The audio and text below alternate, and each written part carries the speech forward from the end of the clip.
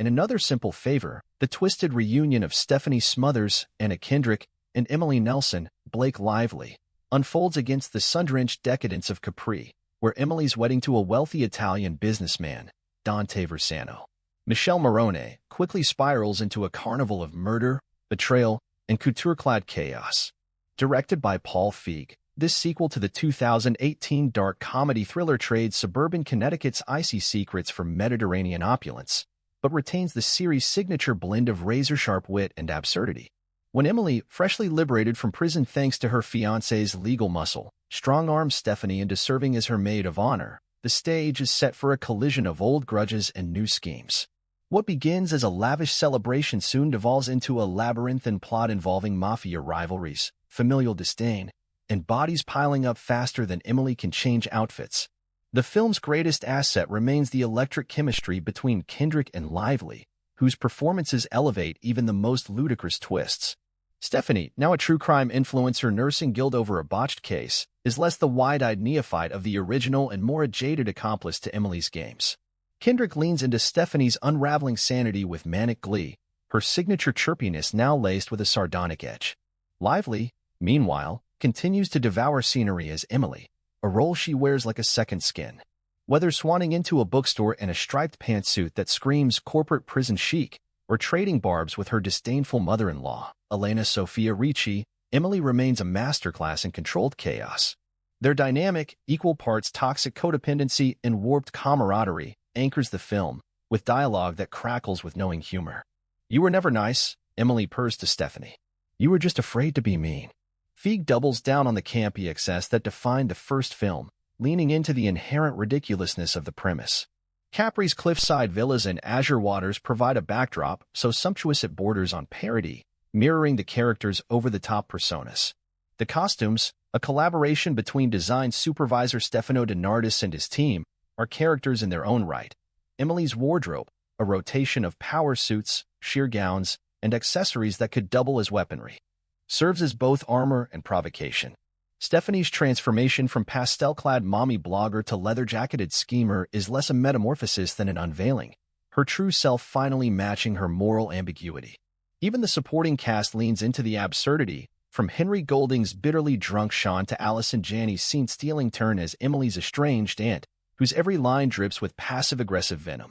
Yet for all its stylistic bravado, Another Simple Favor struggles to recapture the original's taut suspense. The first film thrived on the slow unraveling of suburban facades, where every smile hid a secret and every PTA meeting crackled with menace. Here, the stakes feel diluted by the sheer scale of the spectacle. Murder attempts, double crosses, and mafia showdowns unfold with a breeziness that undercuts tension, relying on shock value rather than narrative cohesion. A mid-film death, abrupt and bloody, momentarily jolts the story awake, but the aftermath is hurriedly swept aside in favor of another montage of Emily sipping Aperol spritzes. The film's MacGuffin, a half-baked subplot involving Stephanie's guilt over a past case, feels tacked on, a flimsy excuse to justify her descent into recklessness. The Italian setting, while visually stunning, introduces a slew of underdeveloped characters who never quite rise above caricature. Dante, played with brooding indifference by Morrone, lacks the complexity to make his relationship with Emily believable, reducing their union to a transactional footnote. His family, particularly Ricci's perpetually exasperated Portia, injects humor but little depth, their disdain for Emily echoing tropes of wealthy dysfunction without fresh insight.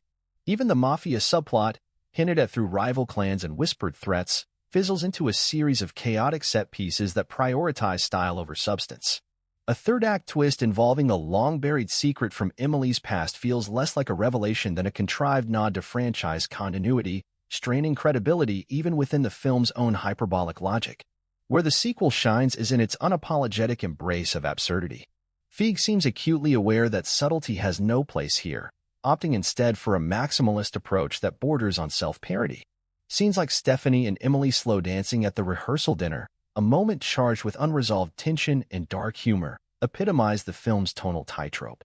Kendrick and Lively commit fully to the madness, their performances imbuing even the most outlandish dialogue with a perverse sincerity. A running gag about Stephanie's social media hiatus and her agent's, Alex Newell, morbid excitement over her potential murder underscores the film's meta-commentary on true crime sensationalism, though it's a thread that never fully coalesces. The film's pacing stumbles in its second half, as the plot pivots from dark comedy to convoluted thriller. A bumbling FBI agent, a rushed confrontation with Emily's estranged mother, Elizabeth Perkins, and a finale that hinges on a throwaway line from the first film contribute to a sense of narrative whiplash. By the time the credits roll, the story has veered so far into camp that emotional beats, like Stephanie's fleeting moments of introspection, land with a thud. The decision to tee up a third installment in the closing scenes feels less like organic storytelling and more like contractual obligation, a nod to franchise potential that the film hasn't quite earned. Despite its flaws, Another Simple Favor delivers on its promise of escapism. The sheer audacity of its execution, a car chase through Capri's cobblestone streets, a masquerade ball punctuated by gunfire, Lively delivering a monologue about vulvas while lounging in a bathtub, ensures that boredom is never an option. It's a film that knows exactly what it is, a glossy, guilty pleasure designed to entertain rather than provoke thought. For fans of the original, the reunion of Kendrick and Lively is reason enough to indulge. For newcomers, it's a carnival ride of excess, best enjoyed with a cocktail in hand and expectations checked at the door. In the end, Another Simple Favor succeeds not as a thriller, nor as a biting satire, but as a testament to the magnetic power of its leads. Kendrick and Lively, like their characters, are having too much fun to care about the mess left in their wake. And perhaps that's the point. In a world where sequels often drown in self-seriousness, this one opts to float on champagne bubbles and blood spatter, a toast to the beautiful, ridiculous chaos of not taking itself too seriously. I hope you enjoyed this review. If you did, please like, subscribe, and hit the bell to stay up to date with all my movie reviews and movie analysis. I always appreciate your time, and I hope to see you in my next video.